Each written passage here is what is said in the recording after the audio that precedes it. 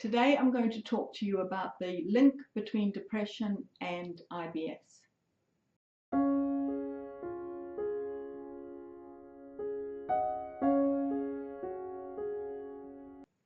Depression is an illness which is characterized by persistent low mood or loss of interest, and it interferes with a person's ability to function and to enjoy life.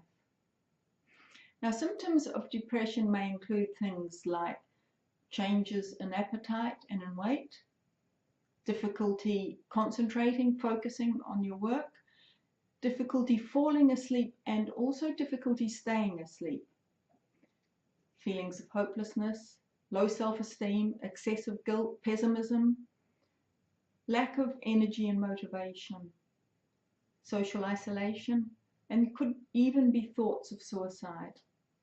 Studies have shown that anywhere from 50 to 90% of people who seek treatment for irritable bowel syndrome also have some psychiatric disorder. This may include a panic disorder, anxiety, PTSD, and also major depression.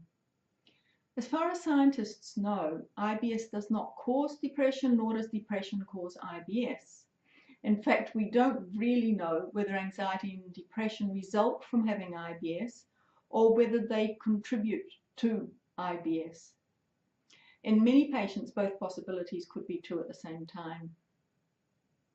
Scientists in Germany have found clear evidence that patients with IBS are less able to suppress pain signals in the brain coming from the bowel, and depression plays a part in this. People who are stressed often are more aware of pain and discomfort. I mean, of course, IBS symptoms are going to cause anxiety, and that anxiety worsens symptoms. For example, when you go out to eat, you're probably more anxious about what may happen, so you get more symptoms, exactly when you don't want them, and this becomes a vicious circle. In other words, concerns and worries and fears can be due to the symptoms experienced by the person with IBS rather than a psychological disorder. This is where it's unclear, and more research is definitely needed in this area. Doctors may prescribe low doses of antidepressants to patients even if they don't have depression, because those particular drugs help block the brain's perception of pain.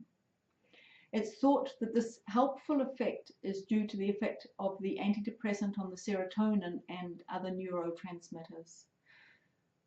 Actually, a number of studies have found that antidepressants can help with some IBS symptoms, even if you don't have depression. We're talking about tricyclic antidepressants like nortriptyline or amitriptyline, or also selective serotonin reuptake inhibitors like paroxetine or sertraline, which is Zoloft. But they're still unsure whether antidepressants are actually safe to be used as a treatment for IBS, so that kind of leaves us nowhere. Now, why tricyclic antidepressants work is that they slow down the intestinal tract, possibly making them a better choice for somebody who's got irritable bowel syndrome with diarrhea. On the other hand, the other ones, the selective serotonin reuptake inhibitors, they're thought to only target serotonin, resulting in less side effects, including constipation, which the other one can cause.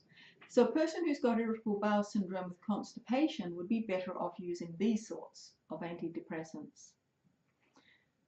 Now, also traditional psychotherapy and cognitive behavioral therapy may also help with depression and therefore possibly with IBS.